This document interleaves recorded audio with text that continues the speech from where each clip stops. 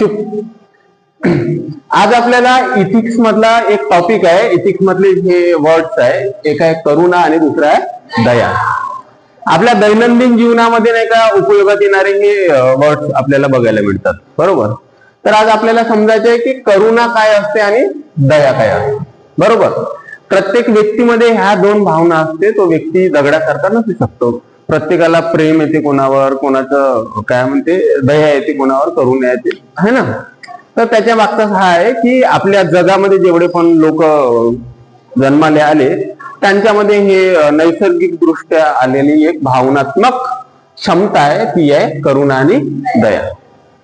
रस्त्याने जात आहे तुम्ही, रस्त्याने जाता जाता एखादी भिकारी आहे, एखादी भिकारीला पाहून तुम्हाला दया येते, येते ना. यार याची मदत केली असती तर बरं झालं असतं, बरोबर. पण करुणा येते का तुम्हाला त्याच्यावर? हा पण एक समजण्याला एक पॉइंट आहे. तुम्हाला एखाद्या व्यक्तीला किंवा तो दुःखात आहे किंवा तो कोणत्या परेशानीमध्ये आहे तर त्याच्याकडे पाहून तुम्हाला दया येते की करुणा येते. तर या दोन गोष्टी आपल्याला याच्यातून समजायच्या आहेत, कळलं. तर बघा, करुणा आणि दया हे दोन्ही शब्द नाही का वेगवेगळे. दया जी असते आणि करुणा जी असते याच्यामध्ये आपल्याला काय बघायचं आहे, फरक बघायचा आहे की दया काय असते आणि करुणा काय असते. जेव्हा आपण करुणेचा विचार करतो, करुणा माझ्या कॉलेजमधली करुणा नाही किंवा अवतीभोवती असणारी नाही, ही एक भावना आहे. काय आहे? भावना. भावना येते ना भरून भरून आपल्याला, बरोबर. आता एक एक्झाम्पल सांगतो मी तुम्हाला. आता एखादी व्यक्ती आहे, बरोबर, त्याचा ब्रेकअप झाला असून, बरोबर. ब्रेकअप झाल्यानंतर मग तो आपले अश्रू जे आहे तो गाडू लागला, बरोबर. आणि असा गाडत गाडत जात होता रस्त्यानं आणि तेवढ्यामध्ये काय झालं, पाऊस सुरू झाला. काय झाला? पाऊस सुरू झाला. मग त्याला वाटायला लागलं, अरे मी एकटाच नाही रडून आलेला, माझ्याबरोबर पाऊस पण रडून आलेला, कळलं. म्हणजे जे ह्या मेंटॅलिटीचे लोक असतात की आपण समजतो की संपूर्ण जग माझ्या पाठीशी उभा आहे, मी एकटाच नाही आहे. तर हे लोक नाही का खतरनाक असतात. किंवा त्यांनी माहिती आहे का आपल्या जे सायकोलॉजिक आहे ना, सायकोलॉजिस्ट त्यांच्याकडे जाऊन थोडं त्याचा इलाज करून घ्यायला पाहिजे, बरोबर. तर जेव्हा करुणा आणि भावना, हा भावनेचा एक प्रकार आहे करुणा, बरोबर. तर याला आपल्याला समजासाठी कसं समजावं लागेल, तर आता समजायचं हर्षली कोणत्या तरी सिच्युएशन मध्ये आहे, बरोबर. काय म्हणते, काहीतरी टेन्शन आहे तिला. तर टेन्शन जर असेल तर आपण जाऊन तिला विचारू, बरोबर. विचारल्यानंतर मग ती आपली टेन्शन, आपली जी गाथा आहे की का बरं टेन्शन मध्ये आहे ते आपल्याला सांगेल, बरोबर. मग त्याच्याबद्दल जेव्हा आपल्या मनामध्ये वाटायला लागेल की नाही, हिच्या टेन्शनचं काहीतरी आपण काय काढायला पाहिजे, सोल्युशन काढायला पाहिजे. जेव्हा ही भावना आपल्या मनातून येते की आपण त्या व्यक्तीची जी परेशानी आहे की त्या व्यक्तीचं जे दुःख आहे ते दुःख समजूनच नाही, अंडरस्टँड करून घेऊनच नाही, तर त्याच्यावर आपण सोल्युशन सुद्धा काढलं पाहिजे, ती असते करुणा. म्हणजेच आपल्याला ह्या व्यक्तीप्रती काय आहे, करुणा. कळलं. दया काय असते, तर दयाबद्दल बोलू आपण. दया म्हणजे तो सीआयडी मधला दया नाही, थोडकन मारणारा. दया ही सुद्धा एक काय आहे, भावना. तुम्ही आपल्या नागपूरच्या रस्त्यानं जात असाल तर तुम्हाला सिग्नल वर नाही का देणं, बाबा 1 रुपया देणं असे वाले दिसत असतील, बरोबर. काही लंगडे असतात, बरोबर. कोणाचे हात मोडून असतात, कोणाचे पाय मोडून असतात, कोणी असा सरपटत चालणारा असतो. तर तुम्ही त्यांना भीक देताय म्हणजे तुम्हाला त्यांच्या प्रती काय येत आहे, दया येत की यार एवढी लाचार परिस्थितीमधून हे लोक जीवन जगत आहे. म्हणजे तुम्हाला काय आला, तुमचे एक मन म्हणताय की याला आपण काय केली पाहिजे, मदत केली पाहिजे, बरोबर. तर तुम्ही ज्या व्यक्तीने मदत करता तर असे अजून तुम्ही भिकारी जन्माला घालता. हा रिव्हर्स युनिव्हर्सल चालते. तुम्हाला वाटत असेल की याचे हात तुटू नये, याचे पाय तुटू नये म्हणून आपण त्याला मदत केली पाहिजे, आपली दया प्रगट केली पाहिजे. पण तुम्ही त्याला मदत करत आहे म्हणजे अजून नाही का चांगल्या 2-4 पोराचे हात आणि पाय कापले जात आहे, कळताय का. म्हणजे त्यांना माहित आहे की जोपर्यंत कोणाचा हात किंवा पाय तुटून राहत नाही तोपर्यंत त्याला भीक कोणी देत नाही. म्हणून आपण त्या भीकेला प्रोत्साहित करतो, म्हणजे अजून नाही का 10 लोकांचे नाही का हात आणि पाय तोडतो. तुम्हाला माहित नाही, दिल्लीमध्ये प्रत्येक सिग्नलवर भिकारी भेटते, प्रत्येक सिग्नलवर. आणि त्या भिकाऱ्याच्या घरी संपत्ती काही कमी नसते. असे छापे पाडले गेले तर त्यांच्याकडे 20-25 लाख रुपयाची संपत्ती भेटली आहे. बरोबर. त्यांची एक टोळी राहते आणि टोळीचा एक मालक राहते आणि तो मालक सांगते भीक मागायला. बरोबर. आणि त्याच्यावरून त्यांनी उदरनिर्वाह. रस्त्याने जाताना चांगले हट्टे लोक दिसते ना तुम्हाला, देमा करत. बरोबर. तर त्यांच्यामध्ये एवढी ऍबिलिटी नाही आहे का की ती स्वतःच्या याने त्यांनी निर्माण करू शकेल किंवा स्वतः कमाईला जाऊ शकेल. असते ना, आता बाया असते, लहानचे पोरग घेते ते दाखवते, इथं माझ्या पोरानं 2-4 दिवस झालं काय खाल्ला नाही, हे नाही ते नाही. बरोबर. तर ह्या प्रकारची जी मानसिकता असते ती त्याला कारणीभूत असते या गोष्टीसाठी. बरोबर. तर हे जे मानसिकता आहे किंवा असे जे लोक आहेत जे समाजामध्ये आपल्याला दिसते, ते लोक कोण निर्माण केलेले आहे? आपण निर्माण केलेले आहे. म्हणून माहित आहे का, कधी पण आपण ट्रॅव्हल करत आहोत किंवा काही आपल्याला जर भिकारी दिसले ना तर त्याला कधीच पैसे द्यायचे नाही. बरोबर. एखादी बिस्किटचं याचं त्याचं पॉकेट आपल्या जवळ ठेवायचं पर्समध्ये. त्यांना नाही का ते पूर्ण पॉकेट नाही द्यायचं. भिकारी बहुत हुशार राहते बरं. आपला पूर्ण पॉकेट दिला का तो पूर्ण पॉकेट ते सेल पण करू शकते, म्हणजे त्यांनी बिझनेस करू शकते ना त्या गोष्टीचा.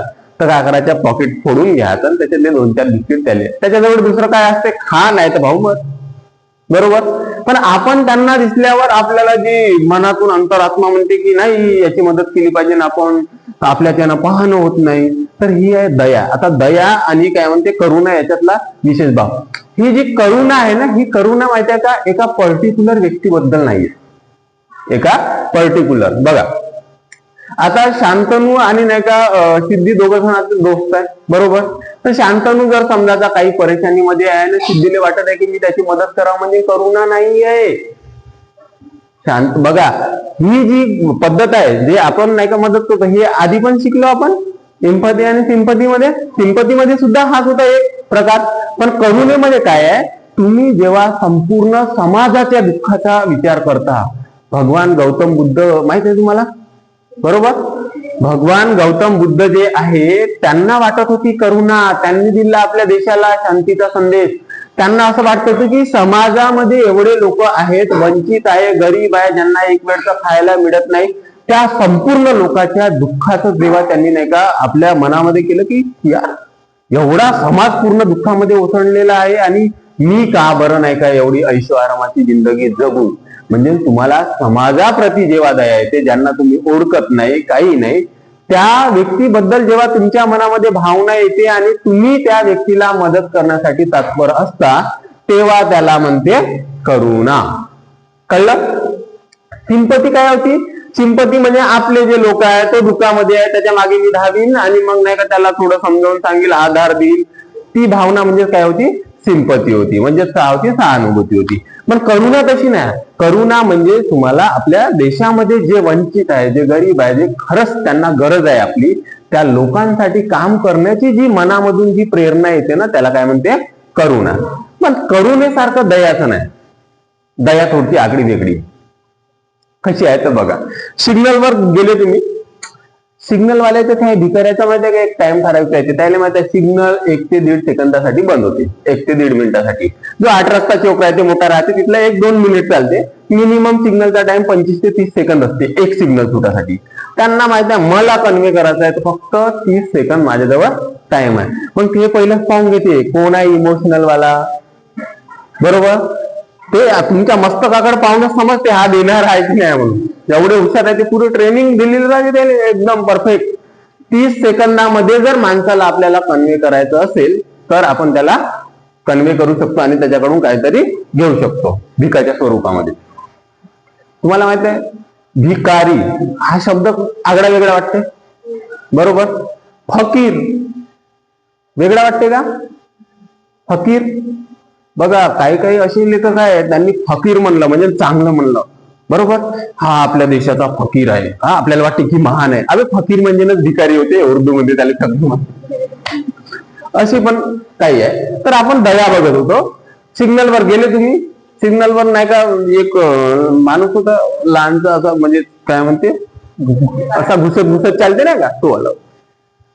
त्याने रिक्वेस्ट केली बाबाची द्या 1 रुपया 10 रुपये काहीतरी द्या, थोडस तर द्या. बरोबर. तुम्हाला असं वाटलं नाही या तर एवढ्या मोठ्या परिस्थितीमध्ये याला काहीतरी काय केलं पाहिजे, मदत केली पाहिजे.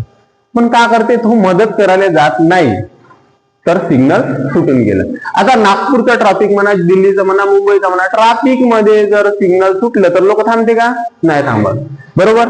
ग्रीन लागलं की याच्यामध्ये हे येते, पॉवर येते की यार आपण गेलो पाहिजे, रेसमध्ये दौडलं पाहिजे. जसं लाल कलर पाहून माहितीये का, बैल जो आहे ना त्याचा दिमाग खराब होते ना, तसा सिग्नलवर राहिल्यानंतर नाही का कोणाचा दिमाग खराब होते, आपल्या लोकांचा दिमाग खराब होते. काय काय तर सिग्नल तोडून पडते. बरोबर. तर त्या सिग्नलवर थांबणं म्हणजे बहुत मोठी यांच्यासाठी हे आहे. 2 मिनिट किंवा 2 सेकंद आपण त्या गोष्टीसाठी पेशन्स ठेवून नाही का थांबू शकत नाही. तर हा आपल्या खिशामध्ये असा हात टाकलाय ना, आणि आता त्याने भीक द्यायचं, तर सिग्नल काय गेलं, सुटलं.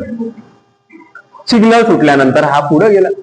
पुढे गेल्यानंतर मग रस्त्यानं त्याला मस्त दृश्य दिसले, अशी तशी बऱ्यापैकी. कोणी कपल दिसलं. बरोबर. कोणी चांगली सुंदर मुलगी दिसली. बरोबर. त्याच्यानंतर हा याच्या मनामध्ये जी तयार झाली होती दया कोणाविषयी, ती दया चालली गेली ना, हा आपल्याच लाईफ मध्ये एंगेज झाला. म्हणजे दया तात्पुरत्या कालावधीसाठी असते, करुणा ही लॉंग टर्म साठी असते. तुम्हाला असं अंदरून वाटते की आपण त्याची मदत, तो विसरणारा भाग नसतोय. कोणता?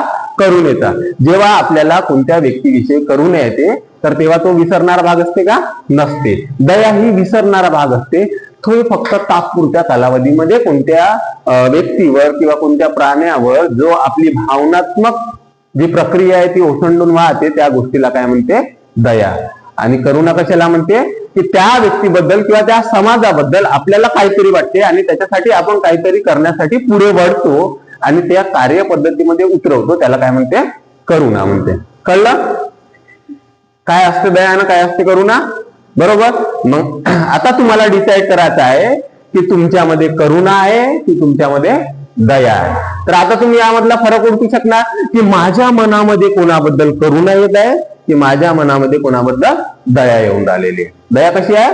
Short term. आणि करुणा कशी आहे? Long term. करुणेसाठी आपल्याला समाजासाठी काय करावं लागते? निस्वार्थ भावनेने काम करावं लागते. जसे आपल्या देशामध्ये जे महान समाज सुधारक होऊन गेले, त्यांनी निस्वार्थ भावनेने लोकांचे दुःख समजून घेतले. बरोबर. आणि या लोकांना आपली गरज आहे. जोपर्यंत आपण याच्या दुःखातून यांना बाहेर काढणार नाही तोपर्यंत आपल्या समाजाचं भलं होणार नाही. ही जी भावना त्यांच्या डोक्यामध्ये होती, ती भावना कशाची होती? करुणेची होती. बरोबर. पण आपल्या लोकांमध्ये करुणेची भावना नाहीये. कशाची भावना आहे? दयेची भावना आहे. थोडसा एखादी प्रसंग दिसला तर तेवढ्या पुरतं वाटते की याची मदत करायला पाहिजे, असं नव्हतं व्हायला पाहिजे, तसं नव्हतं व्हायला पाहिजे. बरोबर. त्याच्यानंतर मग आपला स्वार्थ साधण्यासाठी निघून गेलं का बाकीचं काय झालं, बाकी 15 मिनिटं आधी ते सगळं आपण विसरून जातो. कळलं आता? म्हणून दया आणि करुणा ह्या दोन आपल्या जीवनातल्या एकदम परफेक्ट गोष्टी आहेत. तर आपल्याला जर एक चांगली इथिकल व्हॅल्यू जर डेव्हलप करायची असेल तर आपल्यामध्ये कोणता भाव असायला पाहिजे? करुणेचा असायला पाहिजे. बरोबर. दयाचा भाव तर सगळ्यामध्येच आहे. बरोबर. मग आणि जे लेक्चर द्यायला आले होते त्यांच्यामध्ये पण आपल्याला दया दिसली. मग जो व्यक्ती आपल्याला गाईड करण्यासाठी येत आहे त्याच्यामध्ये अहंकाराची वृत्ती नाही यायला पाहिजे, त्याला राग नाही यायला पाहिजे. त्यांनी स्वतः म्हटलं होतं की आपल्याला ही क्वेश्चन विचारा तुम्ही.